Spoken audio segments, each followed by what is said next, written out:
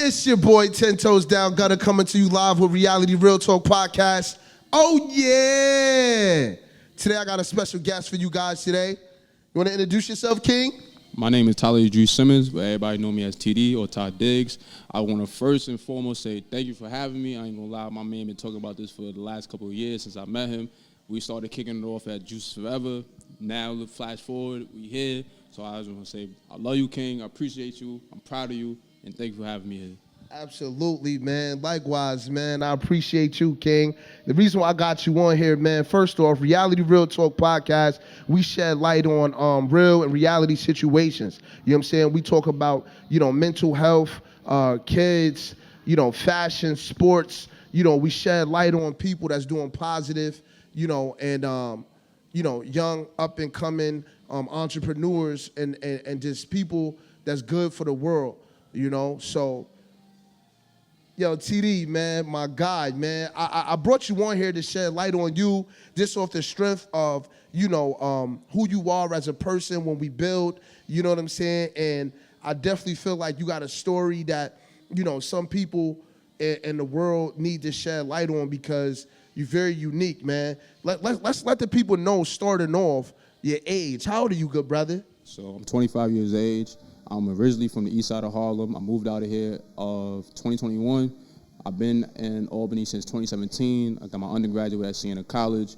I'm getting my master's done at UAlbany. I'm criminal justice.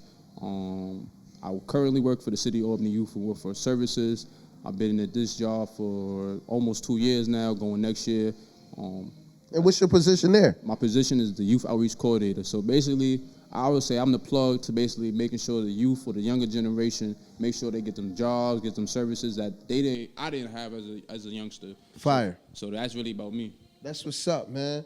That's what's up, man. I don't know if y'all heard my brother, man. Nigga sound like Shaq a little bit, Rich Omar, you know what I mean? But nah, this is my guy though, bro. But I really wanted to shed light because he got a lot of shit going on positively. He's a youth coordinator, for the development, a youth development coordinator, for the program for Department of Rec, and that's huge, man, for a 25-year-old, young black American, from the east side of Harlem, so that's just dope, man. He graduated, from Siena. He's currently in UAlbany, getting his master's in criminal justice. So, I just feel like, bro, you definitely need some light shed on you coming from this Reality Real Talk Podcast. So, what gave you the motivation to wanting to get in the field to be a youth coordinator or just be about the kids and for the people?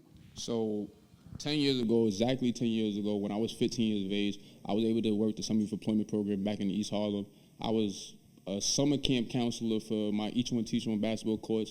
Shout out to Each One Teach One. Y'all did this. Y'all are a product of a success story. I want to give them that light as well. For myself, I knew that I wanted to play basketball. I knew I was going to college.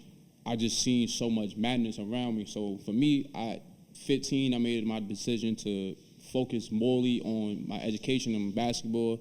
I had so much other stuff going around, but I just stayed focused, stayed driven on what I needed to do.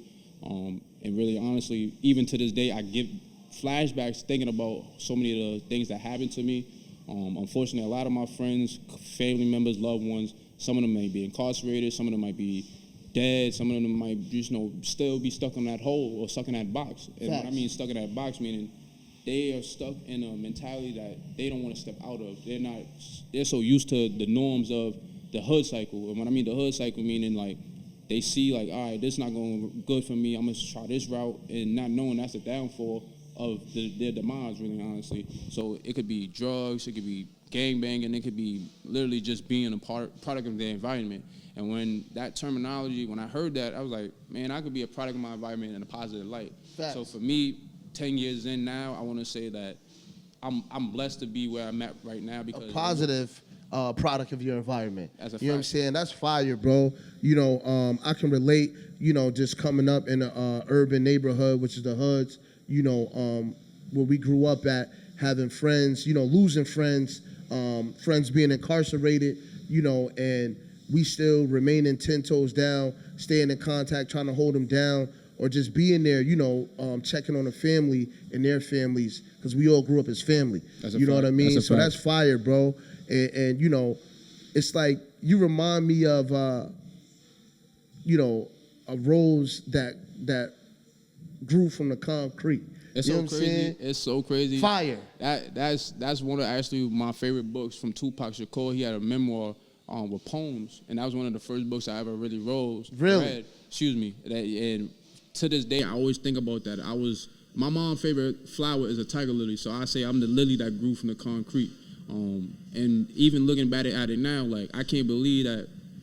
Again, having this time to spread, not even just spread light on myself, but also spread light on the things or the motivation that got me here. So one of the biggest motivations for me to be where I'm at today was, again, like seeing my mom's struggles, seeing like my younger siblings understanding like not being a product of their environment, and show like I got 2 younger siblings that's in college right now. I got my little sister that go to Post University. Nice. My other little brother, he goes to Georgia State University right now, and he's thinking about transferring with his mans, because his man played on he's a defensive back at Georgia Tech. Okay. So like thinking about their trajectory and thinking about how already they're doing better than me. I just happened to go to college in New York State. My dream school was Michigan University. I got the opportunity to really get accepted, but understanding the resources wasn't there for my moms because I had younger siblings. So for me, my motivation was, all right, my younger siblings are going to do this. They're going to have to be better than me. And I always tell them, like, try to be better than me, so that 10 years down the line, they'll look at me and be like, my brother had everything he wanted in life and needed in life, but he wanted me to go a little bit more. That's fire, bro. I just wanted to shed light on some things real quick, man. Just touching on the topic of the youth. Don't do drugs, man. Stay away from drugs. That shit, the drugs today and the generation that we live in and that's going through, it's killing us, man. It's killing y'all, the pills, they fake, fentanyl, all sorts of shit. Just stay away from the drugs, you know what I'm saying? The weed, is legal in certain states, but still, you can create a new addiction. It takes 21 days to create a new addiction. That's a fact. And I ain't smoked weed, man, in like 5 years, fam. Congratulations. You know what I'm saying? Word, man. And, I say that to say this, that, I was addicted. And my new addiction now is I work out. You know what I'm saying? I go to the gym. I found a new addiction. That's a fact. And you can, do other things and find addictions positively, other than doing drugs. You know what I'm saying? So, I always say my motto, man, each one teach one till we reach one. But I say that to say this, man, for the youth out there, don't be peer pressured to do drugs. Stay off of drugs, man. Because, I know you can relate to dealing with kids and seeing how, certain influences affect them. And kind of, some of them may have peer pressure. So even myself, like I dealt with peer pressure before. I can't even sit here in front for myself. We all have. Yeah, that's a fact. And you got good peer pressure, you got bad peer pressure. Unfortunately, the good peer pressure wasn't until my later years, until I got to a little bit after into college. I want to say that I started experimenting or trying it out when I was in college. I didn't realize, like, oh, damn, like, it was cool at the time. It'd be like, yo, I'm doing this socially. But then when I got back to the hood, it was like, now I'm staying away from it. I'm trying to work out. At the time, I was trying to play on the basketball team at Siena. Yeah. So I tried out for 2 years. When I got the opportunity, I didn't make it.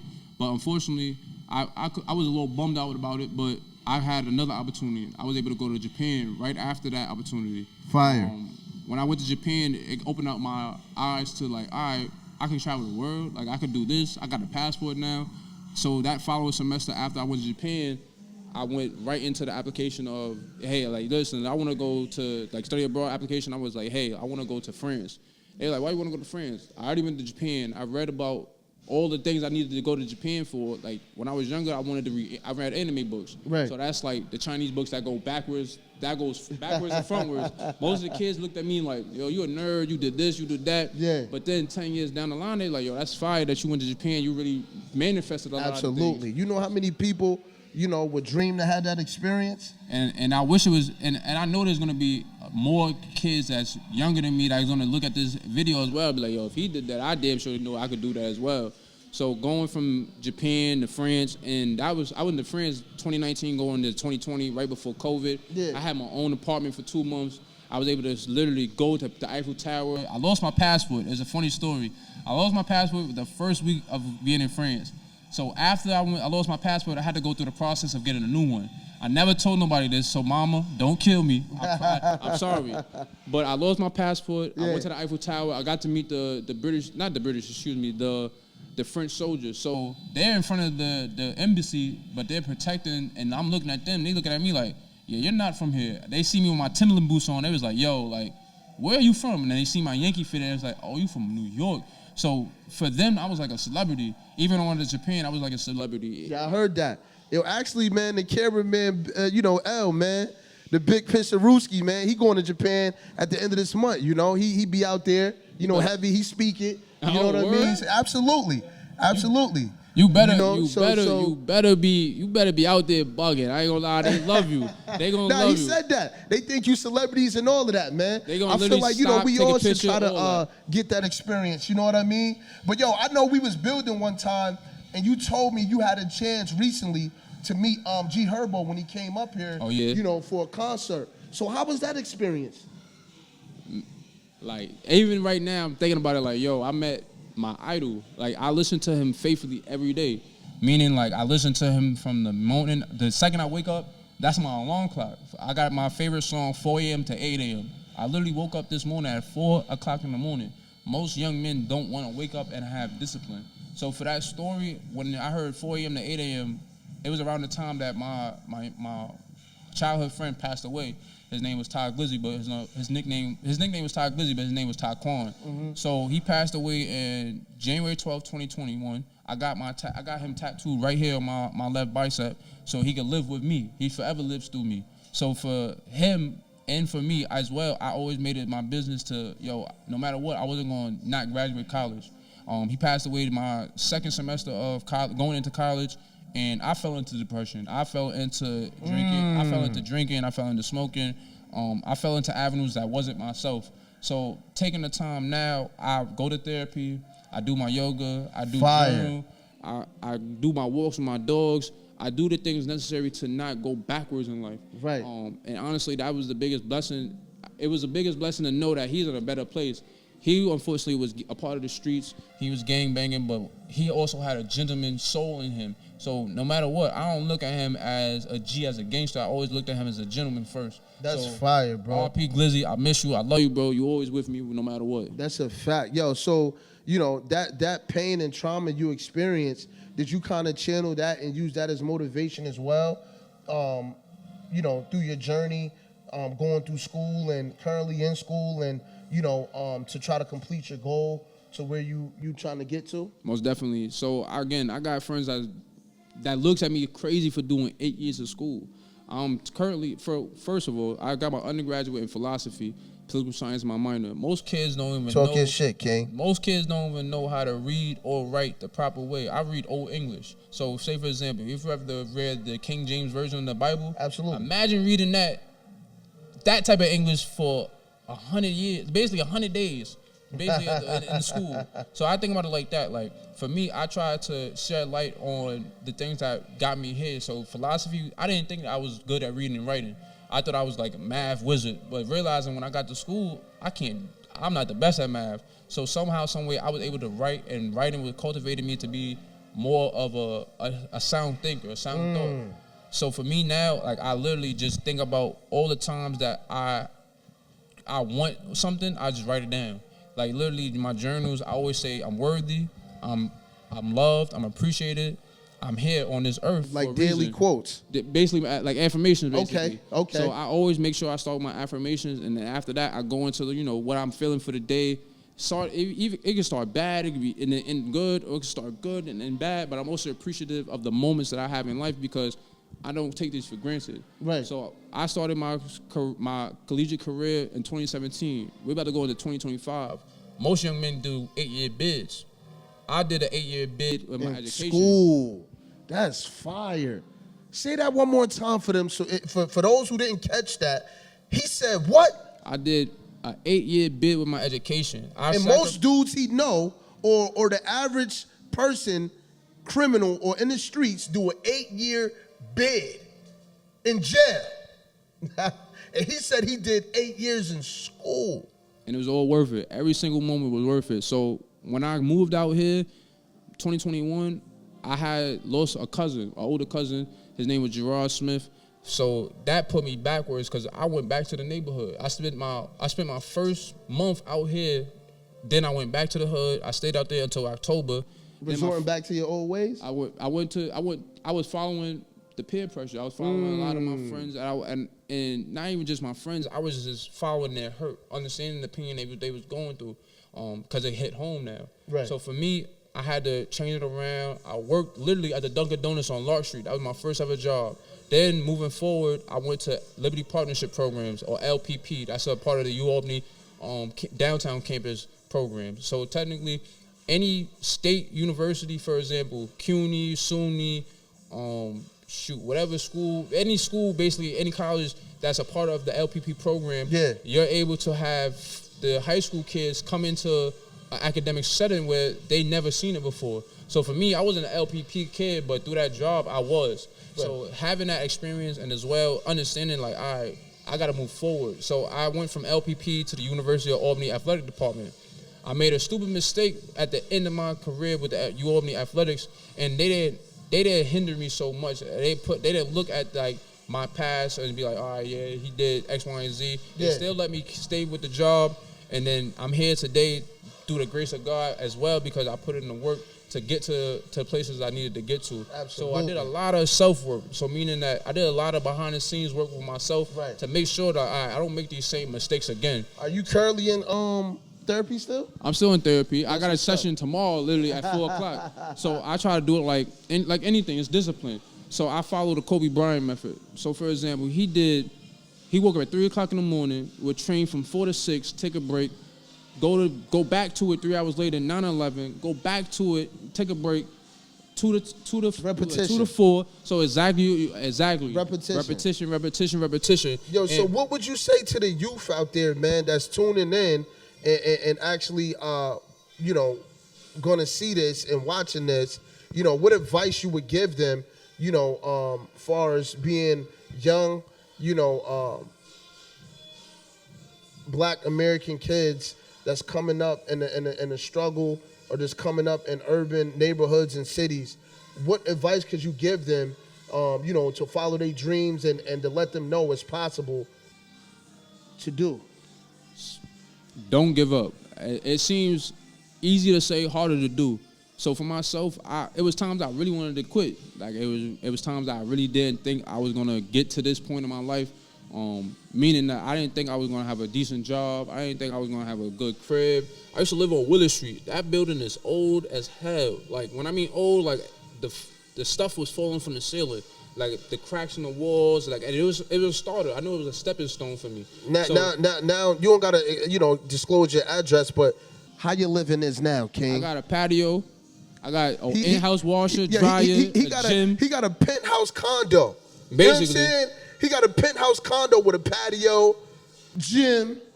I got a living room, 2 bedrooms.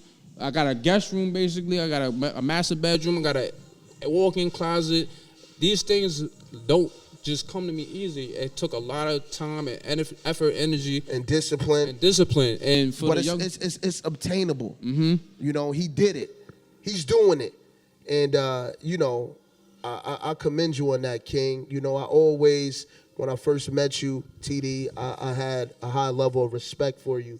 I respected your intelligence and how articulate you are and were. When we was conversating, and I said, Joe, I'm gonna come up with this podcast, right? And I said, I'm gonna have you on there. Yeah. And let's fast forward a year later. I got the podcast, Reality Real Talk. Yeah. And I got my young boy TD up here, man. Young, Black, successful, steady striving for greatness. 8 years in school, currently still in school to gain his master's in criminal justice. You just gotta respect it, man. You gotta respect it. And I appreciate you, for everything that you're doing for the community.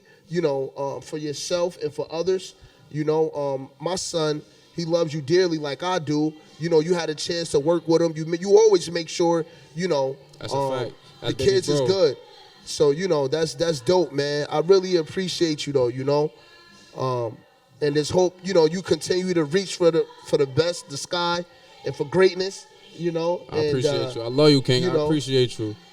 It's not gonna stop, And It's not also gonna as stop. well, I wanted to make sure that while we here right now, it's so much craziness that's going on in the world, and these simple "I love you," those three letters. A lot of black men don't tell each other that. We don't tell each other, like, we don't give each other the ego boosters that we really need. So Right. again, like, I appreciate you. I love you. I know that this was a lot of time, energy, commitment. Again, this ain't easy. This costs money. But besides money comes and goes.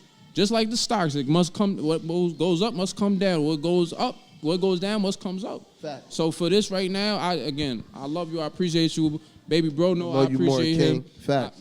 He came a long way. He looked at me like crazy the other day when I had my suit on. I was like, yo, listen, you could be like me in 10 years. Maybe not even 10 years. You could be me in the next 2 years, honestly. And it just starts with dedication. It starts with discipline. It starts with knowing who you are as an individual. Like, yeah, I'm cool right now with my Carhartt vest, my essential Yeah, but don't get sweatsuit. it twisted. He put on suit and tie and slacks when he I at work. literally just finished You know? a photo shoot, and it's so crazy. I'll be able to send it to you after the vid, so I could show you, like, yo, this is. People thought I was running for mayor. People thought I was running for a politician, Yeah. like type Councilman official. TD. Yeah, I came a long way. Listen, I used to spend $1,000 on jeans. I had to realize that I could spend that $1,000 on jeans on a 3-piece suit. Facts. I On a could couple spend- suits. On a couple suits. Facts. But I spend that also on some properties. That's what I want the youth to understand as well. Like, it's not about what you see right now in this world. Like, they don't gotta believe what they see. If they believe they could be the best drug dealer, that's what they presume to believe.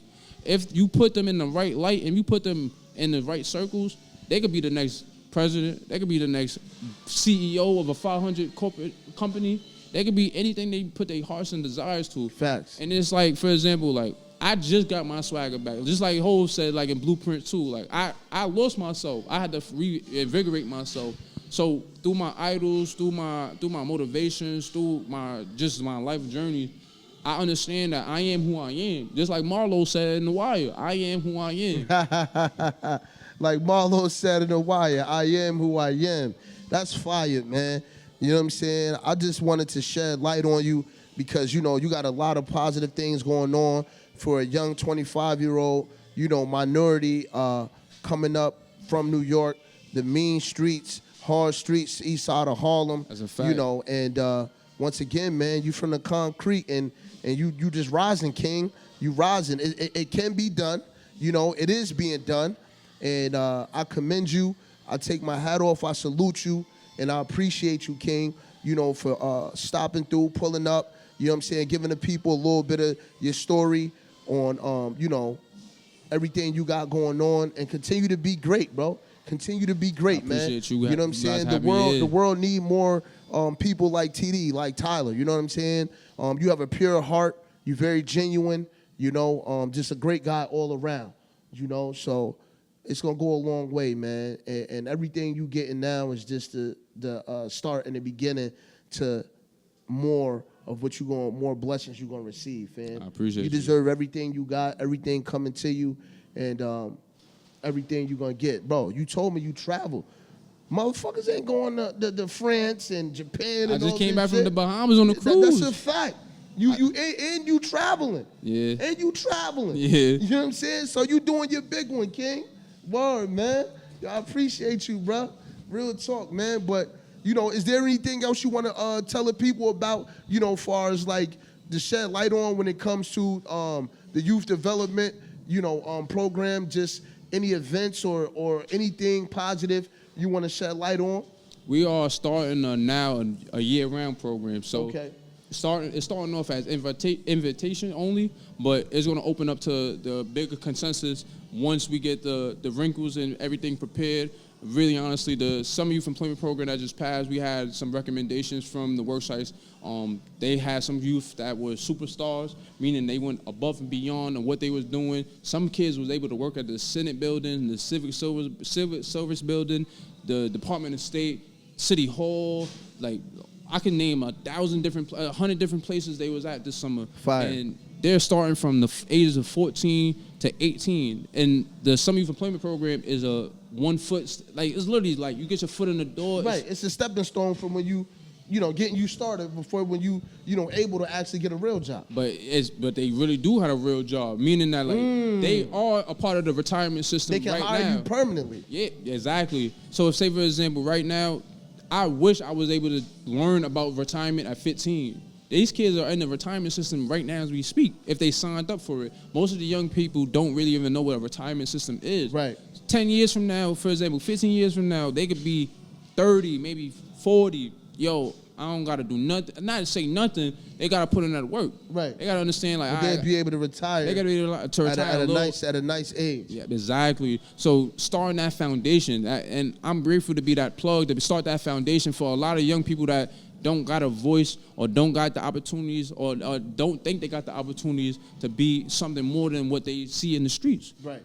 So for me, I'm grateful to be that person, to be that plug, and I call myself the hope. Because again, I understand that my neighborhood, and not even just my neighborhood, but Albany raised me, Harlem made me. So for Albany to accept me for who I am, through the good, the bad, the ugly, I literally walked the streets of Albany, and I could be at peace. Right. Like, I don't gotta look left and right. I don't gotta think about no negativity. Most of the young people look at me crazy again when I wear a suit or when I'm wearing my shirt tucked in. Yo, I gotta ask you a quick question though. Do you see yourself progressing and trying to be promoted bigger than the coordinator that you are? Oh, most definitely. I think within the next couple of years, I could be like the commissioner of my department. I know that like it takes things to change. And for myself, like, I really believe that sooner rather than later that my time is gonna come. I'm not itching for it because I know that in due time, it's levels. What's yours gonna come to you. Exactly. I like that. Yeah, man. But yo, once again, Brody, I appreciate you for pulling up on me. This gonna exclude another episode of Reality Real Talk Podcast. Yes, sir. It's your boy 10 Toes Down Gutter coming to you live with Reality Real Talk Podcast. Oh yeah. Oh yeah.